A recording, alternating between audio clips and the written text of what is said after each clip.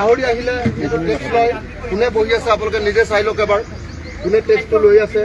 আৰু গৈ আছে ক'লে আপোনালোকে চাই লওক দিছপুৰলৈ গৈ আছে আপোনালোকে নিজে চাই লওক গাহৰিৰ সিন্ডিকেট পইচা গৈ এই তাত পাইছেগৈ কণীৰ সিন্ডিকেট এওঁলোকে লৈছে এওঁলোকে পাইছে মাছৰ সিন্ডিকেট এওঁলোকে লৈছে এওঁলোকে ইয়ালৈ গৈ আছে চাউলৰ সিন্ডিকেট এওঁলোকে লৈ আছে সেইফালে গৈ আছে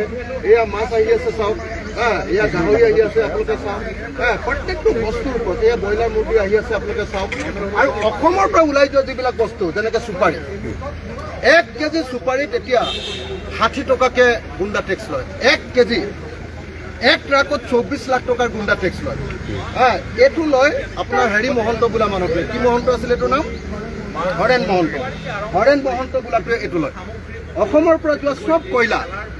আপোনাৰ মেঘালয়ৰ পৰা অহা কয়লা নাগালেণ্ডৰ পৰা অহা কয়লা অৰুণাচলৰ পৰা অহা কয়লা আৰু অসমৰ লিডু মাৰ্ঘেৰিটাত খনা কয়লাৰ সিন্ডিকেট গৰুৰ সিন্ডিকেট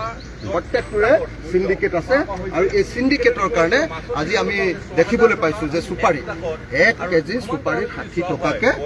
এইটো হেৰি আৰু বাৰ্মাৰ পৰা অহাটো আৰু অসমৰ পৰা যিটো যোৱা লোকেল চুপাৰী আমাৰ যে গাঁৱে গাঁৱে যিটো তামোল কৰে তাৰ চুপাৰীৰ ওপৰত 32 টকাকৈ এতিয়া 1 কেজিত 32 টকাকৈ টেক্স লয় কোনে লয় জয়ন্ত মল্ল কোনে লয় দিছপুৰ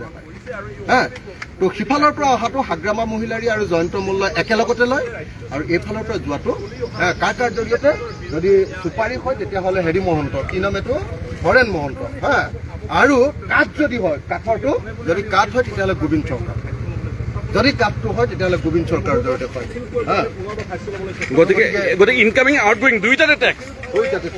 অসমৰ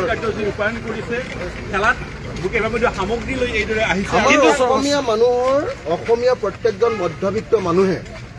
এটা কণী পাব লাগে তেওঁলোকৰ যিটো নেশ্যনেল ইউনিয়ন কণী প্ৰডাকশ্যনৰ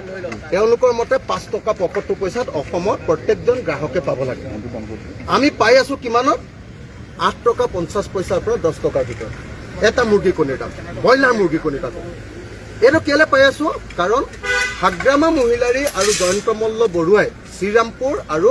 বক্সিহাৰ গেটত এটা কণীত 3 টকাকৈ টেক্স লয় কোনে লয় হাগ্ৰামা মহিলাৰী আৰু জয়ন্ত মল্ল বৰুৱাই আগতে এই ঠিকাটো লৈছিলে পীযুষ হাজৰিকাই দিছিলে তাৰমানে হিমন্ত বিশ্ব শৰ্মাই এই ঠিকাটো দিছিলে পীযুষ হাজৰিকা এতিয়া যিদিনাৰ পৰা হাগ্ৰামা মহিলাৰী জিকিলে কাউন্সিলখন কৰিলে তেওঁলোকৰ BTAD সেই দিনটোৰ পৰা এতিয়া হাগ্ৰামা মহিলাৰী আৰু জয়ন্ত মল্ল বৰুৱা ইয়াৰ মালিক হ'ল কোন মালিক হ'ল আচল মালিকজন এইজন আচল মালিকজন দিছপুৰত থাকে এইজন আৰু তাতে বক্সিৰহাট গেট আৰু শ্ৰীৰামপুৰ গেটত বহি থাকে এই দুজন এই মানুহ দুজনক চিনি পাইছে নেকি বাৰু আপোনালোকে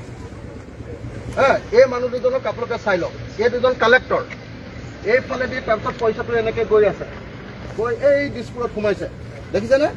তো কয়লাৰ পৰাও আহিছে চুপাৰীৰ পৰাও আহিছে গৰুৰ পৰাও আহিছে কাঠৰ পৰাও আহিছে গাহৰিৰ পৰাও আহিছে কণীৰ পৰাও আহিছে মাছৰ পৰাও আহিছে চাউলৰ পৰাও আহিছে আপেলৰ পৰাও আহিছে পাণৰ পৰাও আহিছে যিমান বস্তু আছে অসমৰ চব বস্তুৰ ওপৰত তেনেকৈ মই বেলেগ উদাহৰণ দিবই নালাগে আপোনালোকক মই চব ৰেটবিলাক চবৰে কৈ দিব পাৰিম কিন্তু আচল কথাটো হ'ল এটা মাত্ৰ উদাহৰণ ল'লে অসমীয়া মানুহে বুজি পাব যে নেশ্যনেল এগ প্ৰডিউচাৰ্ছ যিটো কোম্পানী মানে হেৰি ইউনিয়ন আছে সেই ইউনিয়নটোৱে কৈছে যে অসমৰ গুৱাহাটীৰ বজাৰত এটা কণী ৰিটেইল প্ৰাইচ হ'ব লাগে 5 টকা 75 পইচা গুগল কৰক হয়নে নহয় আপোনালোকে চাই লওক এবাৰ গুগল কৰক বেলেগ বাদ দিয়ক গুগল কৰি লওক আপুনি 5 টকা 75 পইচাত পাবলগীয়া কণীটো জয়ন্ত মল্ল বৰুৱাই 3 টকা খাই দিয়াৰ কাৰণে আমি 8.5 টকাৰ পৰা 10 টকাৰ ভিতৰত পাওঁ গতিকে জয়ন্ত মল্ল বৰুৱাই আমাৰ প্ৰত্যেকটো আপোনালোকৰ ঘৰলৈ যোৱা প্ৰত্যেকটো আপোনাৰ কি কয় মুৰ্গী কণী ব্ৰইলাৰ মুৰ্গীৰ কণীৰ পৰা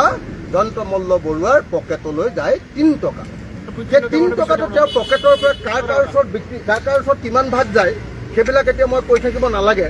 কিন্তু ভাগটো যায় অকণমান ওপৰলৈ দাঙি দিয়ক ভাগটো যায় মেইন ভাগটো যায় সেই দিছপুৰলৈ